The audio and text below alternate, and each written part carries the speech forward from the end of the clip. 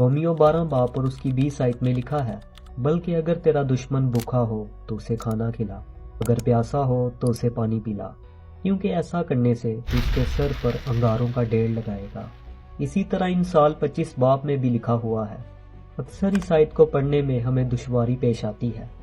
ہم اکثر خیال کرتے ہیں کہ سر پر انگاروں کا ڈھیر لگانا خیر خواہی نہیں بلکہ ظلم کرنا ظاہر ہوتا ہے۔ اس کی وجہ یہ ہے کہ ہم اس آیت کے پس منظر سے ناواقفیت رکھتے ہیں۔ آئیے اس آیت کے اصل متن کو جانتے ہیں۔ قدیم مصر میں ایک رسم تھی کہ جو شخص اپنے گناہوں سے توبہ کرتا تھا وہ لوگوں کے سامنے ایک ڈرامائی صورت میں اپنے آپ کو تائب ہونے کا اظہار کرتا تھا۔ جو شخص توبہ کرتا تھا وہ دابڑے نما ایک برتن میں دہکتے ہوئے یعنی جلتے ہوئے کوئلے اس دابڑے میں ڈالتا تھا اور اس دابڑے نما برتن کو اپنے سر پر اٹھا کر ان لوگوں کے سامنے چلتا تھا۔ اس توبہ کرنے والے شخص کے عمل سے سب لوگوں میں واضح ہو جاتا تھا کہ اس شخص نے اپنے گناہوں سے توبہ حاصل کر لی ہے اور اب یہ شخص بدل کر ایک نیا انسان بن گیا ہے۔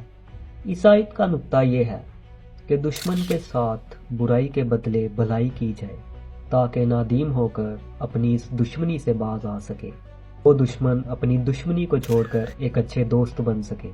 یسوع مسیح نے بھی اپنے پیروکاروں اور اپنے شاگردوں کو اپنے دشمنوں اور بدخواہوں کے ساتھ مہربانی کرنے کا بولا ہے۔ یہ ایک بے مثال تعلیم ہے۔ متی 5 باب اور اس کی 44 آیت میں لکھا ہے، اپنے دشمنوں سے محبت رکھو اور اپنے ستانے والوں کے لیے دعا کرو۔ اور پہلا پطرس 3 باب اور اس کی 9 آیت میں بھی لکھا ہے، بدی کے عوض بدی نہ کرو اور گالی کے بدلے گالی نہ دو، بلکہ اس کے برعکس برکت چاہو، کیونکہ تم برکت کے وارث ہونے کے لیے بلائے گئے ہو۔